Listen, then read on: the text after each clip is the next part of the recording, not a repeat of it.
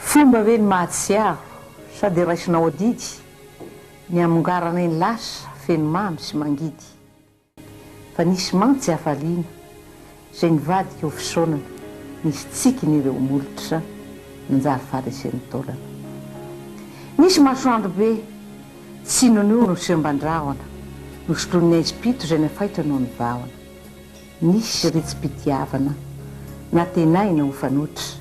mba nanganana no avy tamin'ny fomba tena tsotra nisy ezaka natomboka tamin'ny finoana feno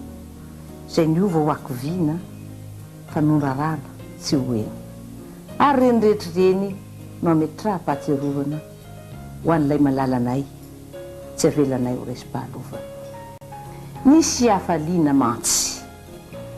natao ho mafy sy haharitra nosopara ny orasa ka nokapainy tamin'ny kery nisy zaza vao mibady tsy mba afaka nandahatra no ratraina vao mitsimoka mitondra ratra fenifery koa raha niondrika ny loho ka nanaiky ny ogina raha nalevina ny maty tao pasana mangina nisy ireo orokorony izay tiaviny am-panahy no manohy ny digetrany ka ampiteny rangolahy